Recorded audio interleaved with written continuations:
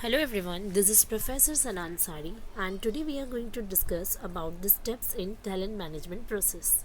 In our previous video we have already discussed about the meaning and introduction part of the talent management system, that is TMS, and it is also called as ATS, which we have already completed in our previous video. And after this we have completed the one more question which is related to the key elements of talent management process. Okay, so this is the third question of our module 2 of talent and competency management. That is, the question is steps in talent management process.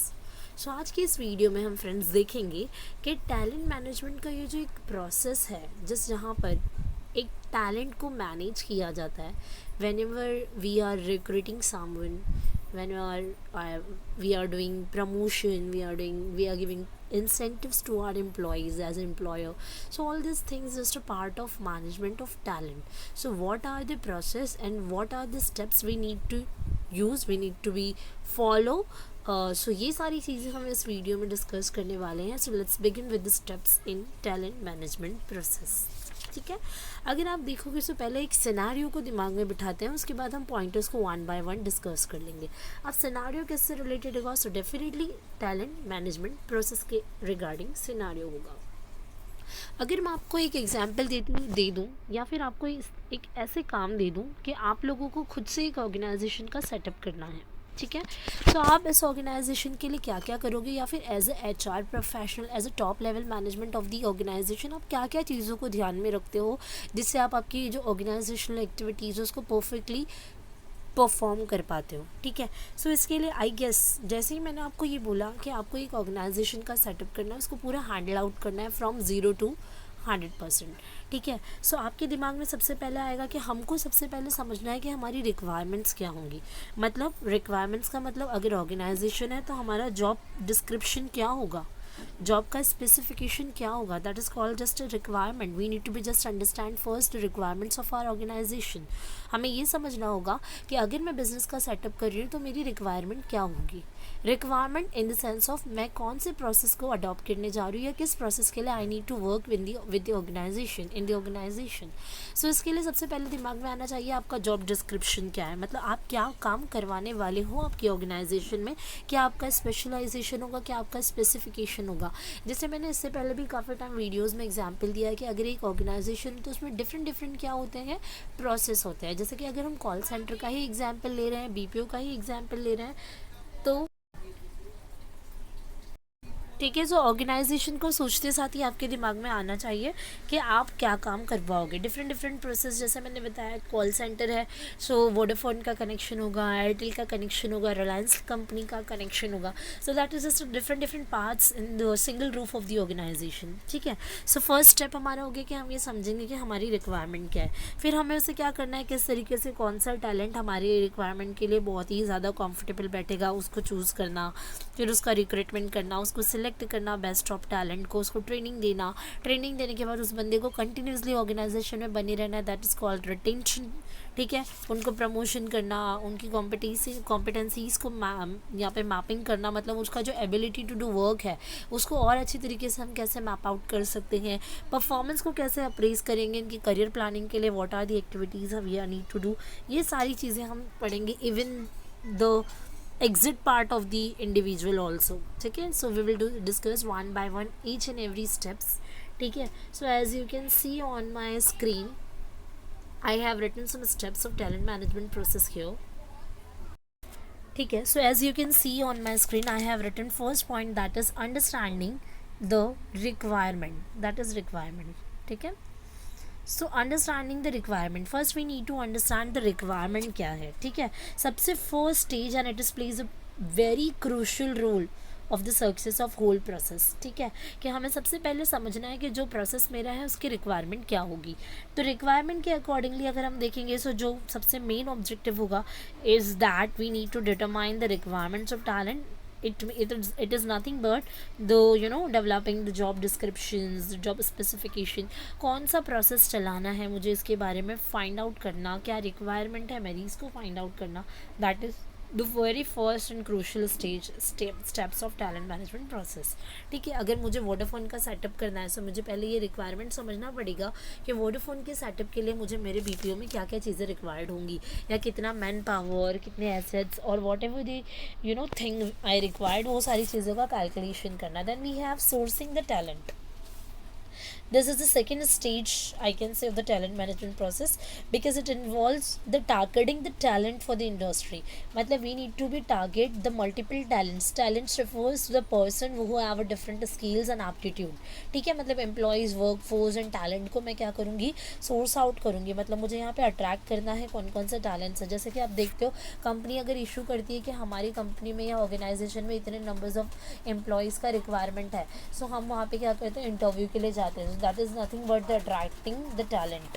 ठीक है, sourcing the talent. ठीक है, और consultancy services का भी इस्तेमाल करती है some time organisation. Then we have attracting the talent. फिर उसके बाद करना, it is a very important stage to attract the people to work with you as a whole process. ठीक है, सो जितना भी आपके पास प्रोसेस है उसमें आपके साथ काम करने के लिए किसी भी बंदे को अट्रैक्ट करना, that is the very important part. ठीक है, क्योंकि आप क्या करोगे, उसकी सारी चीज़ें आपको देखना है, क्योंकि you need to hire the best people from your industry. ठीक है, then we have recruiting the talent को रिक्रूट करना। ठीक है, this is you. So talent को रिक्रूट करना मतलब अभी एक्चुअल प्रोसेस हायरिंग यहाँ से स्टार्ट होती है। पहले आपने रिक्वायरमेंट देखा, फिर आपने लोगों को सोर्स इकट्ठा करने की कोशिश की, टैलेंट को जमा किया, फिर उसमें से बेस्ट ऑफ टैलेंट को आपने अट्रैक्ट किया, समझा, फिर उसके बाद उनको रिक्रूट करना मतलब आपको वहाँ पर हायर कर लेना है उस बंदे को। So that is also a very important part, क्योंकि यहाँ पर आप किसी एक बंदे को सोच समझ के उसकी कैपेबिलिटीज़, उसकी कॉम्पिटेंसीज एंड उसके स्किल्स एंड टैलेंट के अकॉर्डिंगली अपने ऑर्गेनाइजेशन में हायर कर रहे हो, because he or she will be going to work with you. So this is a very crucial stage to recruit the talent। ठीक है, फिर उसके बाद आता है step number 5, that is selecting the talent. Recruitment तो आप कर रहे हो, हायर कर रहे हो, बट उसके बाद you need to be select the best और I can say good fit employees for your organisation. So कौन सा बंदा किस प्रोसेस के लिए ज़्यादा एलिजिबल है, कौन सा फ्रेशर है, सो उसे कौन से प्रोसेस में डालना है, अगर एक्सपीरियंसड है तो उसे कहाँ पर ट्रांसफ़र आउट करना है। That is all just a part of selecting the good fit employees और good fit talent for your organisation.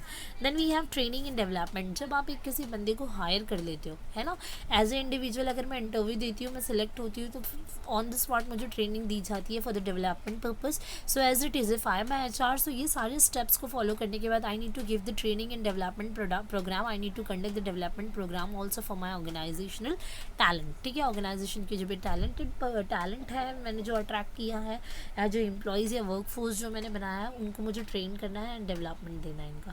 ठीक है, इसके बाद अगर आप देखोगे, सो वी हैव इसके बाद अगर आप देखोगे, सो यहाँ पर है हमारे पास next point, that is retention. अब रिटेंशन का मतलब क्या होता है? रिटेंशन, जैसे मैंने इसलिए पहले भी आप लोगों को बताया कि जितने भी नंबर ऑफ़ एम्प्लॉयज़ आपने हायर किए, है ना, hiring them does not serve the purpose completely. Retention is also important, because retention depends on various factors like pay package कैसा है आपका, जॉब का स्पेशलाइजेशन कैसा है, कितने challenges involve in your job and category, designation क्या दे रहे हो आप उसको, आप किस तरीके से एम्प्लॉय का पर्सनालिटी डेवलप कर रहे हो, रिकग्निशन क्या है, कल्चरल क्या है आपका, इन्वायरमेंट कैसा होता है आपका वर्किंग इन्वायरमेंट। ये सारी चीज़ों की वजह से क्या होगा, एम्प्लॉय आपके साथ नंबर ऑफ डेज़ के लिए, नंबर ऑफ ईयर्स के लिए काम करने के लिए अग्री हो जाएगा। That is the retention. मतलब आपको एक अच्छा पैकेज देना है कि वो आपकी ऑर्गेनाइजेशन से स्विच ऑफ ना करे, ठीक है, स्विच ऑन ना करे। उसके बाद है प्रमोशन। प्रमोशन में क्या होता है, एक्चुअली अगर आप देखोगे तो कोई भी ऑर्गेनाइजेशन में कोई भी बंदा सेम डेजिग्नेशन में काम करने के लिए नहीं रेडी होगा, है ना। No one can work with an organisation at the same designation with same job responsibility, है ना। Job enrichment plays in very important role. Enrichment का मतलब होता है यहाँ पर आपने आपको प्रमोट करना है। सेम रिस्पॉन्सिबिलिटी, एक जगह एक ही जैसा काम कर करके लोग थक जाते हैं। अभी अगर आप देखोगे मॉडर्नाइजेशन है, people are doing work for 6 months as a fresher, then they are definitely switching the organisation because now they want to earn maximum, you know, they want to learn more. That is why they are switching their organization too. Then we have competency mapping. Competency mapping, it means here we have to analyze और assessing the employees skills and development, उनका ability क्या है, क्या कॉम्पिटेंसीज़ है, उसके accordingly. कॉम्पिटेंसीज़ का मतलब होता है कि किसी भी ऑर्गेनाइजेशन के में ऑर्गेनाइजेशन के जो एम्प्लॉयज़ होते हैं उनके अंदर कितना एबिलिटी है to do something effectively and perfectly, that is the competency. So competencies mapping is also plays an very important role, ठीक है। Then we have performance appraisal. Performance appraisal है ना, एक्चुअली अगर देखना है हम जो भी एम्प्लॉय का परफॉर्मेंस है उसके अकॉर्डिंगली और उसकी जो पोटेंशियल है उसके accordingly it is very necessary to do a performance appraisal of each and every talent in the organization. Then we have career mapping. Yes, exactly. If individual can handle the total work with the work pressure and extra responsibility very well, so it is very important because he or she need to be very much they need to be feels rewarded, ठीक है. So it is good to recognize the efforts to retain them for a longer period of time, ठीक है. That is called career planning. Then we have succession planning.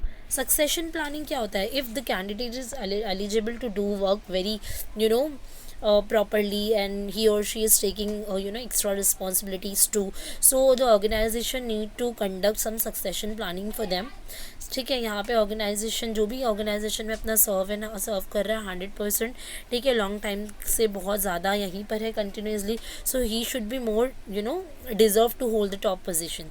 So top position पे उस बंदे को hire करना, that is the succession planning. मतलब जैसे कि अगर आप कॉल सेंटर में भी काम कर रहे हो, सो पहले आप एज ए टेलीकॉलर लगते हो. If you are doing well, if you are doing your work with extra responsibility but in a proper manner, so you can be eligible for to get or to hold the position of floor supervisor, team leader, quality auditor, etc., trainer, etc., etc. Then we have last point, that is exit, ठीक है. And I can say and the process ends when an individual gets retired, ठीक है.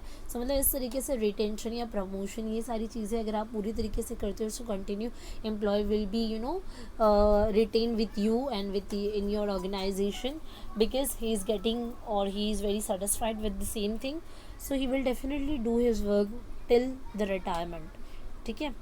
So we have completed this steps in talent management wala question here.